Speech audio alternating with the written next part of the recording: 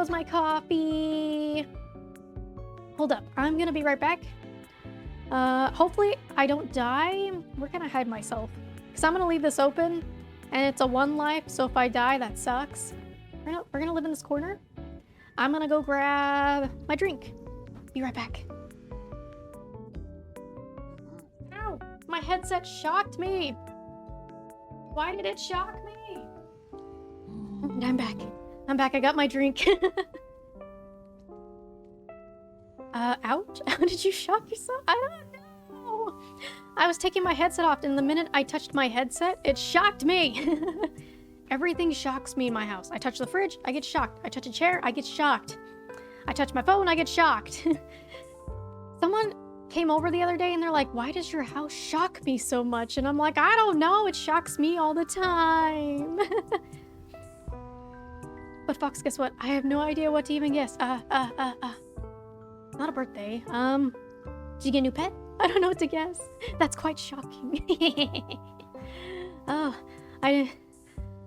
goodness, I just touched like my bed. Shocked. Which is, everything shocks me. Is it because I like to blame it on the fact that I was in the attic when I was growing up? Let's say I was probably age, it was either middle school or high school kind of age. I was young, and I found like one of the house's like fuse boxes, and it's got like a bunch of buttons in it, and I was like, I'm gonna beep boop all these buttons. So I beep booped all the buttons, and I touched one, and it shocked me. Like, I've never been shocked like that in my entire life. Like, I felt the current like buzz through my body. I probably nearly killed myself, but that's okay. I am alive, and now I feel like everything shocks me. I don't know if that makes any sense. Probably not. Some person who knows like science will be like, that doesn't make any sense, but I like to blame it on the fact I got shocked by the entire house for touching beep boop buttons I wasn't supposed to touch. And then of course I've also shocked myself on like one of those electric fences for cows. That was no fun. I grabbed the fence and I got stuck for a moment and it shocked me. I've been shocked a lot in my life, but I'm alive. Apparently maybe I'm immune to electricity, except for the fact everything shocks me now. How much static is in your house, or however static electricity? I don't know. I'm full of static. Buttons in the fuse box shouldn't shock you because that's the very purpose of the buttons in the fuse box, to turn on and off. So there's a fuse box downstairs at the house that I grew up in, but then there was also, it wasn't exactly a fuse box, but it looked like a fuse box, but it only had buttons in it. It wasn't like switches. I don't know what its purpose was, but it was in the attic. And I was just pushing the beep boop buttons, and the one that I touched, I felt a curtain go through me, and I got stuck for a moment before I let go. I don't know its purpose. I'm gonna call it a fuse box, despite maybe not a fuse box, but it was definitely had electricity going through it.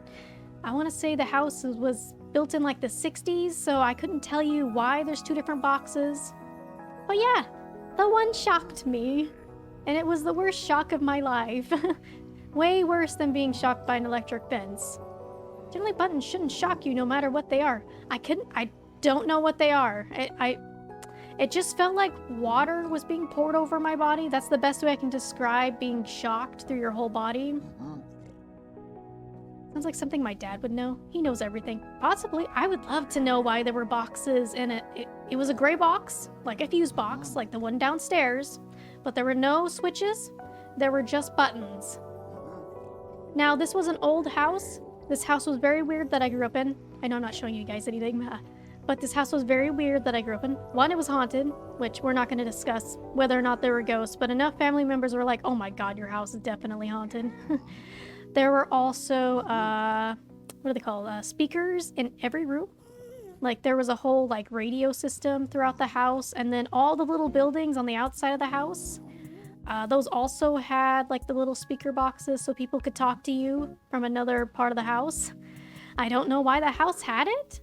Like, it was a weird house. And then every closet had deadbolts in them. The house I grew up in was so weird. 1, haunted. 2, everybody in my town like knew this was the house that used to belong to a judge.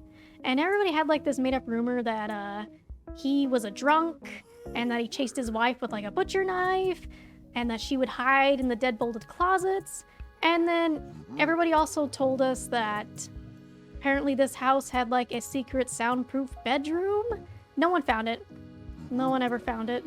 Maybe it was supposed to be the basement until it was opened up, which we didn't open up. Maybe a previous owner. I don't know. I lived in a really weird house.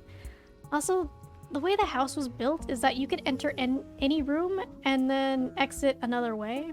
Like you could go to the living room, you can go to a bedroom, and then the bedroom would go into a bathroom, and then the bathroom would go into a hallway, and the hallway would go into the kitchen, and the kitchen would go back to the living room.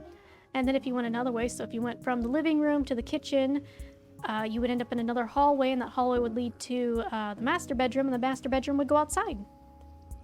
It didn't matter what room you went into, there was always an entrance and an exit. You couldn't get trapped unless you went into like a closet, and then all closets had deadbolts. I lived in a weird house. Maybe someday I'll talk about like the ghost stories, but that's another stream. Like my mom has ghost stories, my dad has ghost stories. Like we all have ghost stories, but we never talked about it when we lived together. We all talked about it after we all moved out and went our separate ways. It's weird. I'm on the fence of like, well, are there ghosts? But then it's like, wait, I have ghost stories. There has to be ghosts. I don't know how that works. I don't want to believe it, but then I have stories, and everybody else has stories, so what does that mean?